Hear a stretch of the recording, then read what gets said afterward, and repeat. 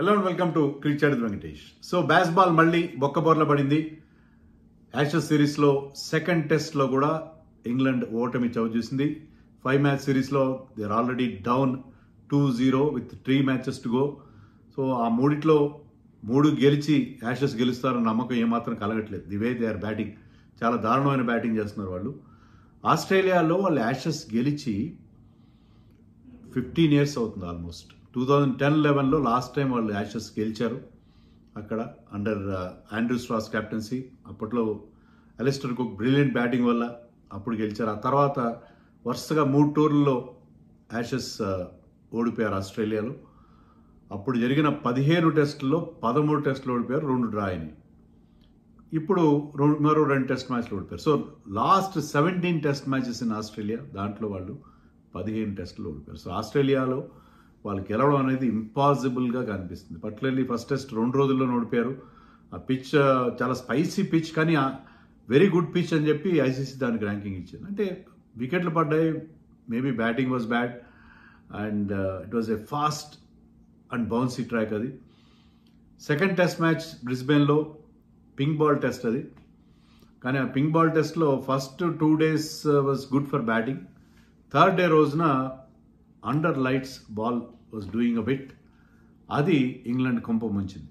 First batting చేశారు వాళ్ళు, 334 ఎంతో చేశారు, పర్వాలేదు. జో రూట్ సెంచరీ చేశాడు, అతనికి ఇది 4వ ఇంగ్లాండ్ టూర్, ఫస్ట్ సెంచరీ ఇంగ్లాండ్లో. అతను ఇంతవరకు సెంచరీ చేయలేదు. ఇంగ్లాండ్లో యావరేజ్ కూడా 37 ఎంతో ఉంది. మామూలుగా మనకు తెలిసిన average more than 50 in test matches.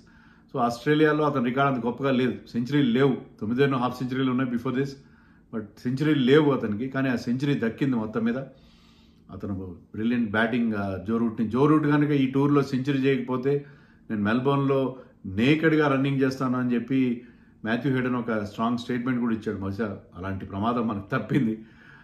So Joe Root batted well and Zak Crawley got ఒక 70. కానీ మిగతా అందరూ ఫెయిల్ అయ్యారు కదా. మళ్ళీ ఎప్పటిలాగే driving and up outside off stump బాల్ని చేంజ్ చేయడం.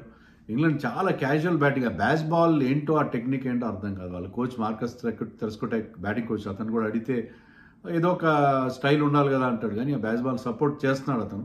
కానీ ఆ బ్యాస్ బాల్ వాళ్ళకి వర్కౌట్ కావట్లేదు. వాళ్ళు ఒక్కసారైనా WTC ఫైనల్ క్వాలిఫై అయ్యారా, లేకపోతే ఒక్కసారైనా బాగా బ్రహ్మాండం 1 టెస్ట్ మ్యాచ్ గెలిచారు. మన మీద కూడా గెలిచారు 2022లో.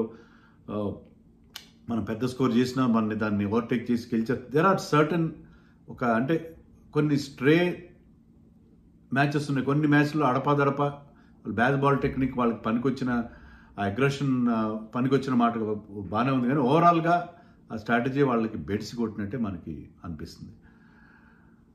And Starc was wonderful. Starc ఎంత అద్భుతంగా ఫస్ట్ టెస్ట్లో 7 and 3 wickets, మొత్తం 10 wickets. అప్పుడు man of the match.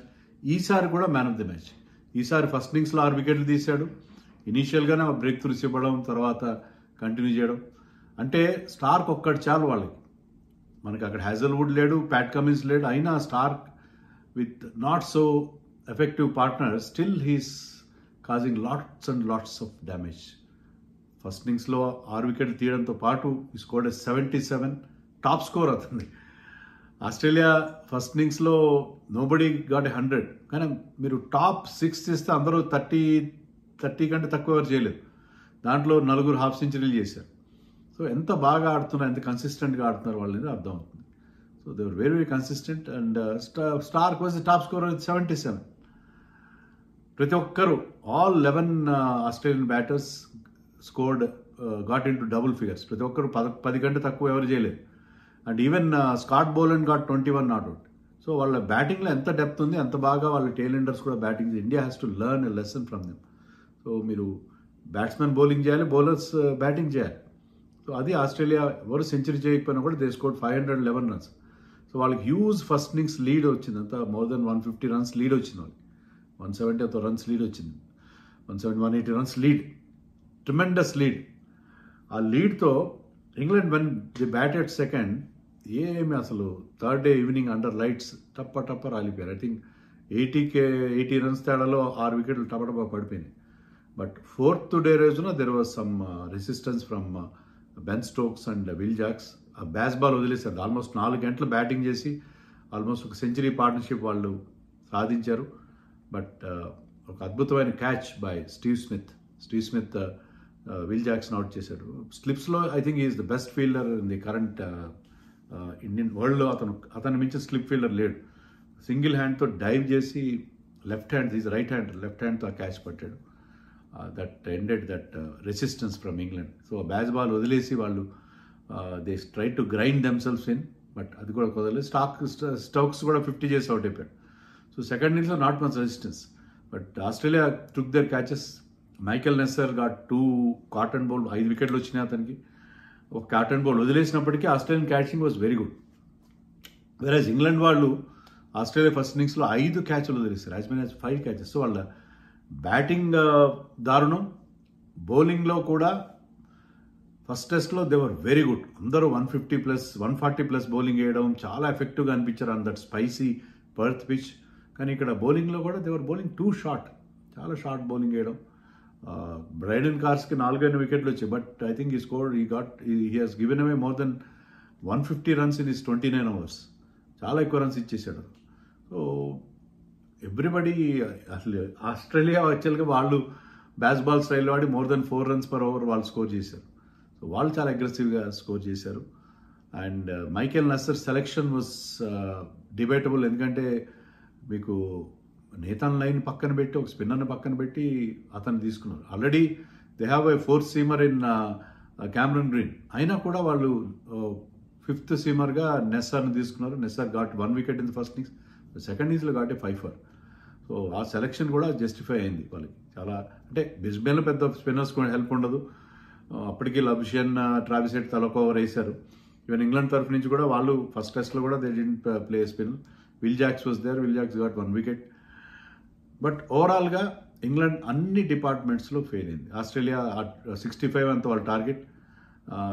Travis head start చేసాడు క్విక్గా, బట్ లాస్ట్లో 2 వికెట్లు పడినప్పటికీ అట్కిన్సన్కి Steve Smith had a verbal exchange with Jofra Archer, but ఫాస్ట్గా బౌలింగే కావాలంటే అని చెప్పి అన్నాడు. 150 kilometers వేగంతో వేసిన బాల్ని హుక్ చేసి ఒక 6 కొట్టాడు to the final leg boundary. మరొక 4 కూడా కొట్టాడు. So 29 runs of just 8 balls ఎంతో అతను చాలా క్విక్గా captain Steve Smith that is finish the innings. So వరుసగా 2వ victory. Steve Smith is very good captain అని మరొకసారి ప్రూవ్ చేస్తున్నాడు. అండ్ ఇంగ్లాండ్ చాలా డోల్ డ్రమ్స్లో ఉంది. ఇంగ్లాండ్ క్రికెట్ ఏ మాత్రం వాళ్ళకి ఎవరు కూడా ఇన్స్పిరేషన్ ఇవ్వట్లేదు. సెకండ్ ఇన్నింగ్స్లో Starc got rid of Joe Root early, so caught behind. So it was pathetic display by England once again. England మరొకసారి చాలా చాలా డిసప్పాయింటింగ్ పర్ఫార్మెన్స్. ఆస్ట్రేలియా అంటే ఫస్ట్ టెస్ట్లో చాలా మజా వచ్చింది, ఎందుకంటే there was lot of contest. So అందరూ చూశారు. సెకండ్ టెస్ట్ కూడా చూసాం, కానీ ఎప్పుడైతే ఇంగ్లాండ్ సరెండర్ అయిపోయిందో తర్వాత, ముఖ్యంగా Day 2 రోజున ఆస్ట్రేలియా పెద్ద స్కోర్ చేసిందో అప్పుడే మనకి అర్థమైపోయింది పరిస్థితి. ఇంకా ఇంగ్లాండ్ మరొక డిఫీట్. సో యాషెస్లో 1-sided అయిపోయింది. యాషెస్లో అంత మజా కూడా రావట్లేదు. ఫస్ట్ టెస్ట్లో వచ్చినంత మజా సెకండ్ టెస్ట్లో రాలేదు. But still Ashes is Ashes always. Setting కానీ ఆ ఇంగ్లాండ్లో ఆ క్రౌడ్ వస్తారు, బ్రహ్మాండం క్రౌడ్ వస్తారు. I think always it is a pleasure watching Ashes కదా.